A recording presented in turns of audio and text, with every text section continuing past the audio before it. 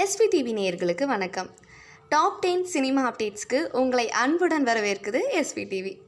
ஓகேங்க, cinema updates சொன்னாலே feel தனியில் அந்த ஃபீல் கொஞ்சம் கூட குறையாமல் வாங்க சினிமா அப்டேட்ஸ்குள்ளே போயிடலாம்.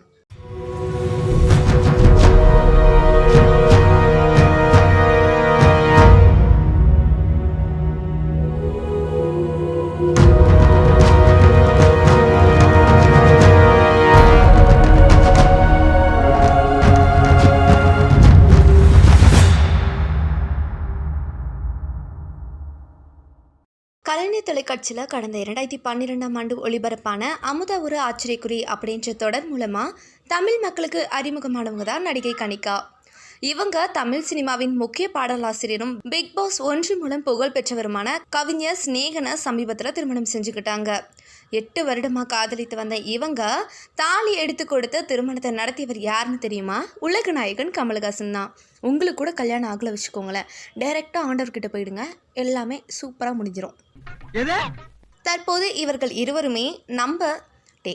தற்போது இவங்க இருவருமே ஒரு பிரபலமான தொலைக்காட்சியில் ஒரு நேர்காணல் ஒன்று கொடுத்துருந்தாங்க. அதில் பங்களித்த இவங்களுடைய வாழ்க்கை கதையை சொன்னாங்க.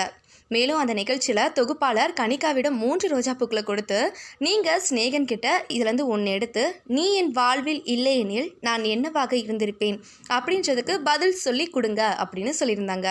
அதுக்கு கனிகா, என்னை இவ்வளவு அதிகம் புரிந்து கொண்டு என்னை ஒரு குழந்தை போல் பார்த்து கொள்ளும் நீங்கள் என் கணவராக அமைந்ததில் நான் பாக்கியம் பண்ணதாக உணர்கிறேன் அப்படின்னு சொல்லியிருந்தாங்க. நீங்கள் இல்லை என்றால் நான் கல்யாணமே பண்ணியிருக்க மாட்டேன் அப்படின்னும் எமோஷ்னலாக சொன்னாங்களாம். தமிழ் சினிமாவில் வளர்ந்து வரும் முன்னணி நடிகராக இருப்பவர் தான் ஆர்யா. இவர் நடிப்பில் வெளியான டெடி திரைப்படம் நேரடியாக ஓடிடியிலேயே வெளியாச்சு. அதுவும் மிகப்பெரிய வெற்றியை தான் பார்த்தது.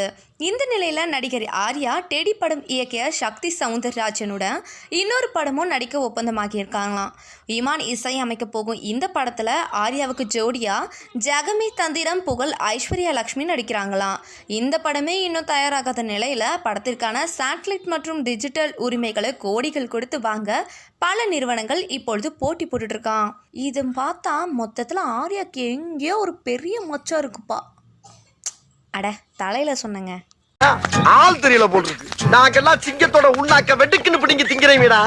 இயக்குனர் ஏ.ஆர். முருகதாஸ் இயக்கத்தில் சூர்யா நடிப்பில் கடந்த 2011ஆம் ஆண்டு வெளிவந்த படம் தான் 7ஆம் அறிவு. பெரிய அளவிலான எதிர்பார்ப்புடன் வெளியான 7ஆம் அறிவு திரைப்படம் சூர்யாவின் திரைப்பயணத்தில் முக்கியமான ஒரு புள்ளியாகவே இருந்தது. மேலும் ரஜினியின் எந்திரன், சிவாஜி மற்றும் கமலின் தசாவதாரம் திரைப்படங்களுக்கு பின் 100 கோடி முதல்ல தொட்ட திரைப்படம் சூர்யாவின் 7ஆம் அறிவு தாமா. சூர்யாவிற்கு தமிழகம் தாண்டி அதிக மார்க்கெட் உள்ள இடம் எதுன்னு பார்த்தீங்கன்னா அது ஆந்திரா தாமா. அப்படி இருக்கையில் இப்படம் அங்கே மட்டுமே 25 கோடிக்கு வசூலாயிருக்கு.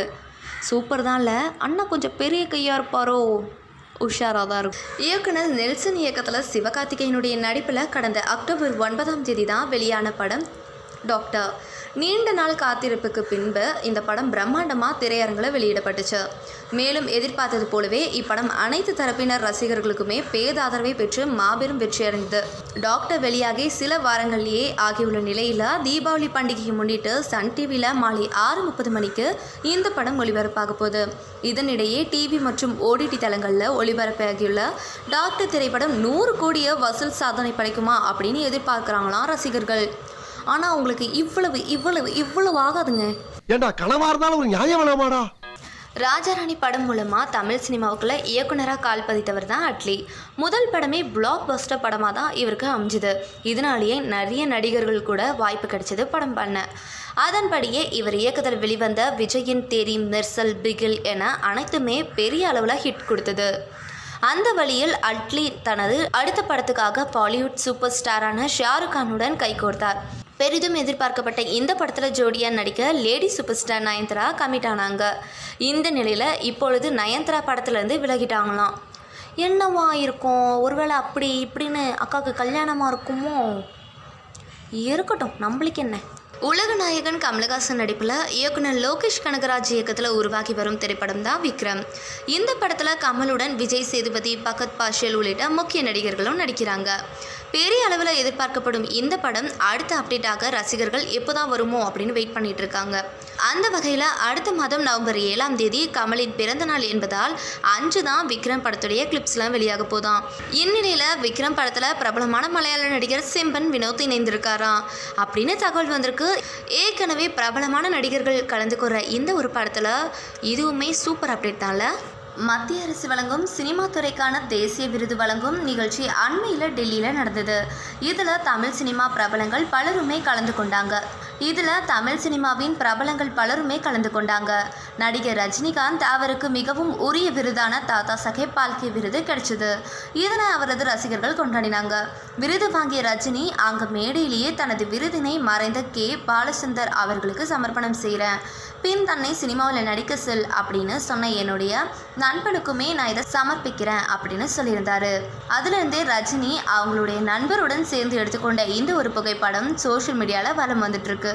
ஆனந்த் சங்கர் இயக்கத்தில் நடிகர் விஷால், ஆர்யா, பிரகாஷ் ராஜ், மம்தா மோகன்தாஸ் ஆகியோர் நடித்த தீபாவளி ரிலீஸ்க்காக காத்திருக்கும் படம் தான் எனிமி. இந்த படம் பெரும் எதிர்பார்ப்பை ஏற்படுத்தியிருக்கு. இப்படத்திற்கு இந்தியாவில் US சான்றிதழ் கிடைத்திருக்கும். இந்த நிலையில் வெளிநாடுகளில் திரையிடுவதற்காக அந்நாட்டு சென்சார் போர்ட்டுக்கு அனுப்பி வைக்கப்பட்டது. இந்த நிலையில தான் கதை சுருக்கம் அப்படின்ற பெயரில் முழு கதையுமே வெளியிட்டு படக்குழுவிற்கு பேரதிர்ச்சியை கொடுத்திருக்கு அந்த குழு. படத்தை எதிர்பார்த்து காத்திருக்கும் ரசிகர்களுக்கும் இது அதிர்ச்சியை தான் தந்திருக்கு. இதனாலேயே படத்தை எதிர்பார்த்திருந்த ரசிகர்களுக்கு பெரிய இழப்பு காத்துட்ருக்கு. அது மட்டும் இல்லாமல் இனிமேட்டு படத்தை யாராவது பார்ப்பாங்களா அப்படின்னு தலையில் துண்டை போட்டு உக்காந்துட்டுருக்கு தயாரிப்பு நிறுவனம். என்ன பண்ணுறது? இதுக்கு தான் என்கிட்ட ஒரு ஆலோசனை கேட்கணுன்றது. ஐயோ பாவம், அவரே கன்ஃபியூஸ் ஆயிட்டாரம்மா. காலையில் விசாரிப்போம். ஓகேங்க, இது போல் நிறைய விஷயத்த நீங்கள் தெரிஞ்சுக்கணும், சினிமா பற்றி அப்டேட்ஸ் உடனே தெரிஞ்சுக்கணும் அப்படின்னா SVTV சேனலை சப்ஸ்கிரைப் பண்ணிக்கோங்க. பக்கத்தில் இருக்க பெல் ஐக்கனையும் டேப் பண்ணிக்கோங்க.